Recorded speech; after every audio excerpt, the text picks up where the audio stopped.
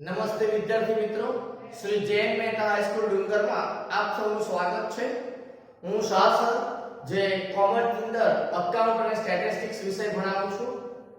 મારી ચેનલ રોનક શાહને આપ સબસ્ક્રાઇબ કરો કે જેથી મારા દ્વારા મોકલવામાં આવતા તમામ વિડિયો તમને સૌપ્રથમ મળી શકે।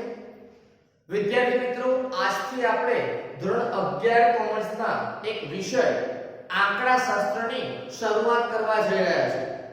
અગાઉના વિડિયો લેક્ચરમાં આપણે દરેક આર્ટ્સ અને કોમર્સમાં આવતા વિષયો વિશે થોડી ચર્ચા કરી હતી। હવે આજથી આપણે ખરેખર અભ્યાસક્રમને શરૂ કરીએ છીએ। તો ધોરણ 11 કોમર્સની અંદર વિષય છે આંકડાશાસ્ત્ર, જેને અંગ્રેજીમાં સ્ટેટિસ્ટિક્સ કહેવાય અને ટૂંકમાં આપણે એને સ્ટેટ કહીએ છીએ। આ પ્રકરણ એ પ્રેક્ટિકલ આ વિષય એ પ્રેક્ટિકલ વિષય છે, પરંતુ શરૂઆતમાં આ એક વિષય તરીકે તમારા માટે નવો હોવાથી થોડી થિયરિટિકલ ચર્ચા કરવી જરૂરી છે। તો સૌપ્રથમ પ્રકરણ તમારું થિયરીનું છે। આ પ્રકરણ છે માહિતીનું એકત્રીકરણ। હવે આને થોડું અંગ્રેજીમાં સમજીએ તો તમને ખ્યાલ આવે। ચલો, એકત્રીકરણ એટલે શું? સાદી ભાષામાં ગુજરાતીમાં સમજીએ તો એકત્રીકરણ એટલે શું? એકત્રિત કરવું એટલે ભેગું કરવું।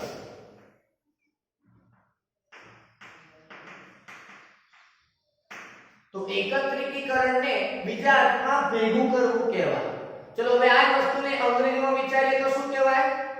ભેગું કરવું એટલે કલેક્ટ કરવું કહેવાય। તો આના પરથી શબ્દ આવે છે કલેક્શન। ચલો, ત્યાર પછી શબ્દ છે માહિતીનું। માહિતી એટલે શું? તો કે માહિતીને અંગ્રેજીમાં આપણે શું કહીએ છીએ? ઇન્ફોર્મેશન। તો માહિતીને અંગ્રેજીમાં ઇન્ફોર્મેશન કહેવાય। હવે આ જ ઇન્ફોર્મેશનને આંકડાશાસ્ત્રમાં આપણે આજે જોયું તે અંગ્રેજીમાં થયું। હવે આંકડાશાસ્ત્રમાં એક શબ્દ નવો આપેલો છે, એ શબ્દ છે ડેટા। ડાટા પણ આમ તો કહેવાય, પણ આપણે ડેટા કહી શકીએ છીએ। અને નો ની નું ના આ શબ્દ છે એને અંગ્રેજીમાં કહીશું ઓફ। હવે આપણને એ પણ ખબર હશે કે જ્યારે ગુજરાતીમાં અંગ્રેજી કરવાનું હોય તો રિવર્સ શરૂ કરવું, બરાબર છે? તો આપણે શું કરીશું? અહીંથી શરૂઆત કરીશું। એટલે શું લખાશે? પહેલું કલેક્શન, પછી ઓફ અને છેલ્લે ડેટા।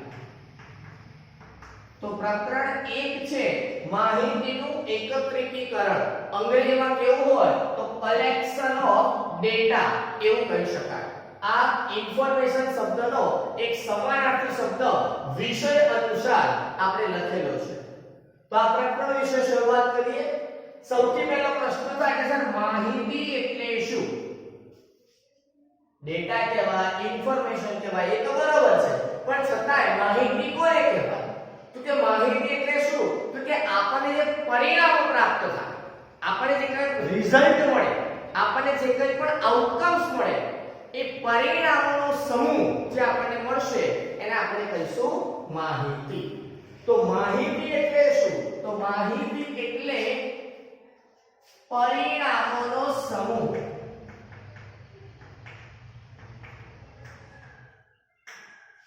પરિણામોનો જે સમૂહ હોય એને આપણે માહિતી કહીશું।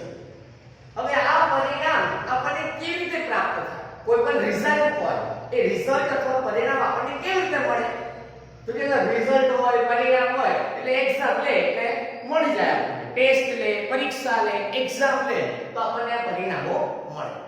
પણ અહીંયા કોઈ એક્ઝામ ટેસ્ટ ની વાત નથી કરવાની, બરાબર? એના બદલે આપણે અત્યારના સમયમાં વિચારીએ કે કોને કોરોના થયો છે કે નહીં, એ કેવી રીતે ખબર પડે આપણને? એ પણ એક પરિણામ થયું કે કોરોના પોઝિટિવ આવ્યો અથવા કોરોના નેગેટિવ આવ્યો, તો એ આપણને કેવી રીતે ખબર પડે? એ પરિણામ કેવી રીતે મળ્યું? તેના માટે આપણે શું કરવું પડે? તપાસ કરવી પડે, લેબમાં જવું પડે, બરાબર? તો એ તપાસ દ્વારા તો પરિણામોનો સમૂહ આપણને પ્રાપ્ત કેવી રીતે થાય? તો કે એ પરિણામોનો સમૂહ આપણને પ્રાપ્ત થાય એટલે કે એકત્રિત થાય, ભેગો થાય। શેના દ્વારા? તપાસ દ્વારા। તમારે તપાસ કરવી પડે, તો તપાસ દ્વારા તમે પરિણામોનો સમૂહ એકત્રિત કરી શકો. હવે આ તપાસ કરવાની શેની? તપાસ શેની હોય? તો કે તપાસ હોય એકમોની અથવા અવલોકનની. આ તપાસ શેની કરવાની? તો કે તપાસ કરવાની એકમ. એટલે કે પરિણામ જેના જોતા હોય એના વિશે આપણે એને એકમો કહીશું. વિદ્યાર્થીઓ હોય તો વિદ્યાર્થીઓના પરિણામ જોતા હોય તો વિદ્યાર્થી આપણા માટે એકમો કહેવાય.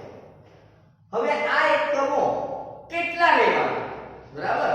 તો આ એકમો તમે બધા પણ લઈ શકો અને થોડા એટલે કે અમુક પણ લઈ શકો.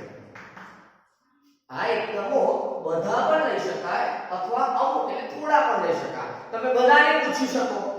બરાબર? અને બધાને ન પૂછવું હોય તો થોડા જણાને પૂછી શકો. કારણ કે કોરોનાનો ટેસ્ટ છે એ બધા પર કરવામાં નથી આવતો. અમુક પર જ કરવામાં આવે છે કે જેને એના લક્ષણો દેખાતા હોય. એટલે અમુકની જ તપાસ કરવામાં આવે. બરાબર? તો આ રીતે તપાસ કાં તો બધા એકમની કરાય અથવા થોડા એકમની કરાય. સ્કૂલમાં પણ એવું થાય છે. શિક્ષકે તમને હોમવર્ક આપ્યું હોય લેસન તો બીજે દિવસે ચેક કરવામાં શિક્ષક શું કરે? કાં તો બધા વિદ્યાર્થીઓ ચેક કરે અથવા સમયને સંજોગોને આધીન અમુક થોડાક વિદ્યાર્થીઓ પણ ચેક કરી શકે છે. તો જ્યારે બધા જ એકમોની તપાસ કરવામાં આવે તો એ તપાસને સમષ્ટિ કહીશું. સમષ્ટિ એટલે કે બધા જ એકમો. અને અમુક એકમોની તપાસ કરવામાં આવે તો એને કહેવાશે નિદર્શ એટલે કે થોડાક અથવા અમુક એકમ. તો આના આધારે આપણે માહિતીની વ્યાખ્યા બનાવી શકીએ અથવા લખી શકીએ. શું લખી શકાય? માહિતી કોને કહેવાય? તો કે સમષ્ટિ અથવા નિદર્શ એકમ. સમષ્ટિ અથવા નિદર્શ એકમો ની તપાસ દ્વારા રિવર્સ જાઓ. સમષ્ટિ અથવા નિદર્શ એકમોની તપાસ દ્વારા ઉપર જાઓ એકત્રિત થતા પરિણામોનો સમૂહ એટલે માહિતી. ચલો ફરી એકવાર જોઈએ શું કહેવાય? માહિતી કોને કહેવાય? તો સમષ્ટિ અથવા નિદર્શ એકમોની તપાસ દ્વારા એકત્રિત થતા પરિણામોનો સમૂહ એટલે માહિતી. ચલો ફરી એકવાર ટ્રાય કરો તો શું લખી શકાય અથવા શું બોલાય? તો ધ્યાન રાખજો, મોઢે પર ટ્રાય કરજો. આ બધી વસ્તુ સમજવાની છે, ગોખવાની ક્યાંય નથી. એ ખાસ યાદ રાખજો. તો સમષ્ટિ અથવા નિદર્શ ના એકમોની તપાસ દ્વારા એકત્રિત થતા પરિણામોનો સમૂહ એટલે માહિતી. તો આ માહિતીની વ્યાખ્યા. હવે આની અંદર બે શબ્દો સમજવામાં આવ્યા, એક સમષ્ટિ અને એક નિદર્શ. તો હવે પ્રશ્ન એવો પણ થાય કે સારા સમષ્ટિ અને નિદર્શ એટલે શું? તો એમ સમજી ગયા છે કે સમષ્ટિ એટલે બધા એકમો અને નિદર્શ એટલે અમુક એકમો. પણ આ બધા અથવા અમુક એકમો કરવાના શા માટે અથવા લેવાના શા માટે? શા માટે આ સમૂહના એકમો લેવાના છે? હવે એકમો શા માટે લેવા પડે છે? તો કે તપાસ કરવા એટલે કે અભ્યાસ કરવા, એને સમજવા માટે, એના વિશે કંઈક વધારે જાણકારી મેળવવા માટે. તો સમષ્ટિ એટલે બધા એકમોનો સમૂહ.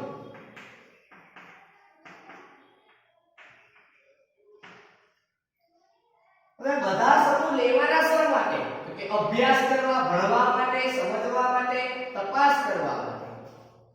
બરાબર? તો એના માટે આ સમૂહ લેવાના, બધા એકમો લેવાના. હવે આ અભ્યાસ આપણે કયા વિષયમાં કરવો છે? આપણો વિષય કયો છે? આંકડાશાસ્ત્ર. તો આંકડાશાસ્ત્ર.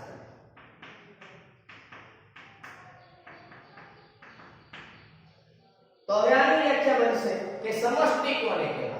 તો કે આંકડાશાસ્ત્રમાં અભ્યાસ હેઠળ આવતા તમામ અથવા બધા એકમોના સમૂહને સમષ્ટિ કહેવાય.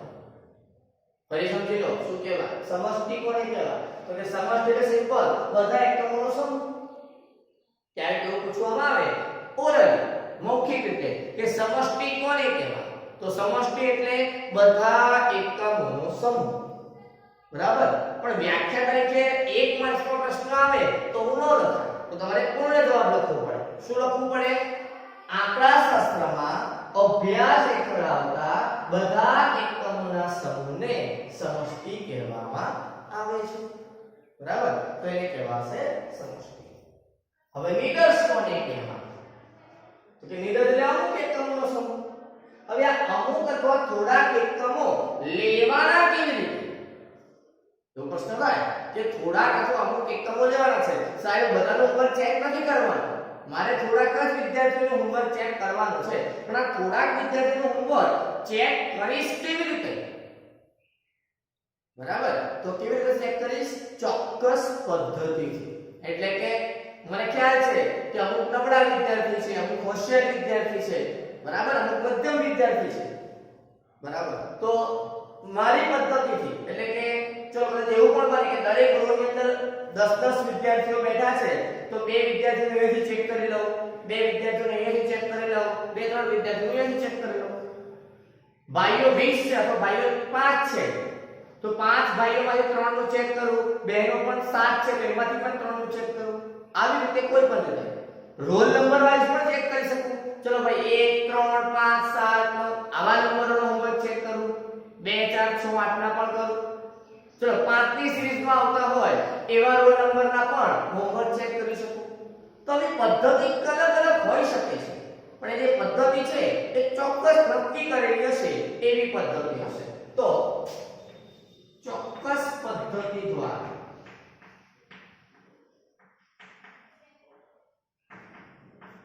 બરાબર. તો નિદર્શ એટલે અમુક એકમોની પસંદગી આપણે કરવાની છે કેવી રીતે? તો કે ચોક્કસ પદ્ધતિ દ્વારા. શું કરવાનું? પસંદ કરેલા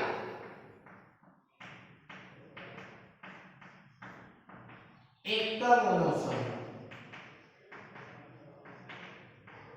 ચોક્કસ પદ્ધતિ દ્વારા પસંદ કરેલા એકમોનો સમૂહ એટલે નિદર્શ. પણ હવે એકમો લેવાના ક્યાંથી? તમે એકમો ક્યાંથી લેશો? મારે વિદ્યાર્થીનું હોમવર્ક ચેક કરવું છે 5 જણનું, પણ એ 5 વિદ્યાર્થી લેવાના શેમાંથી? તો કે વર્ગમાંથી. તો વર્ગના બધા વિદ્યાર્થીમાંથી મારે 5 લેવાના છે. તો બધા વિદ્યાર્થી એટલે સમષ્ટિ. એટલે સમષ્ટિમાંથી જ નિદર્શ આવે. નિદર્શ બહારથી હોઈ શકે નહીં. નિદર્શ જે છે એ સમષ્ટિમાંથી જ આવશે.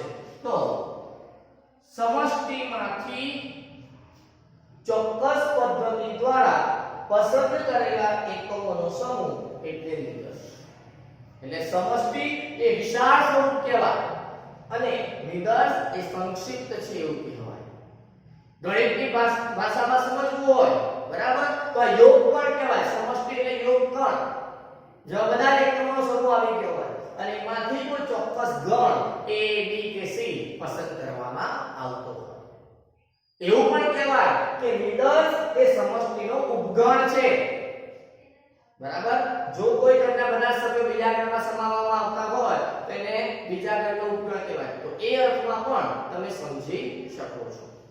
તો ત્રણ અલગ અલગ વ્યાખ્યા સમજ્યા છે: માહિતી, સમષ્ટિ અને નિદર્શ. બરાબર. ચલો હવે થોડું વધારે સમજીએ, થોડું સમષ્ટિ વિશે.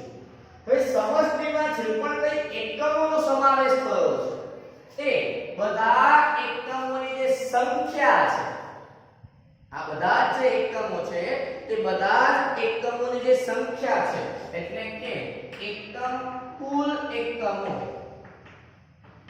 ની સંખ્યા. સમષ્ટિમાં આવતા કુલ એકમોની સંખ્યાને સમષ્ટિનું કદ કહેવાય. કદ.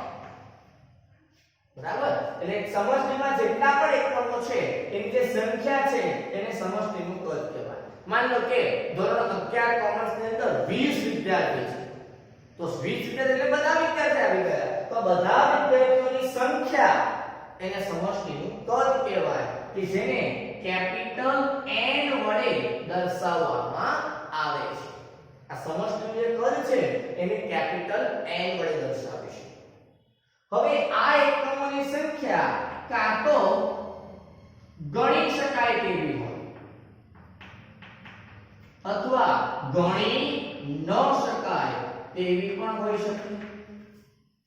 આ જે કુલ એકમો છે એની સંખ્યાને ગણી શકાય અને ગણી ન શકાય એવા બે ભાગમાં પણ વહેંચી શકાય. ચલો કુલ એકમોની સંખ્યા ગણી શકાય તેવી હોય તો એને શાંત સમષ્ટિ કહેવાય. શાંત એટલે ગણી શકાય તેમ. ભણી ગયા છો ગણિતની અંદર શાંત ગણ, બરાબર, એકાકી ગણ, ખાલી ગણ, શાંત ગણ અને પછી ગણી ન શકાય તો એને શું કહેવાય? હા ખબર છે, અનંત અને પાછળ સમષ્ટિ.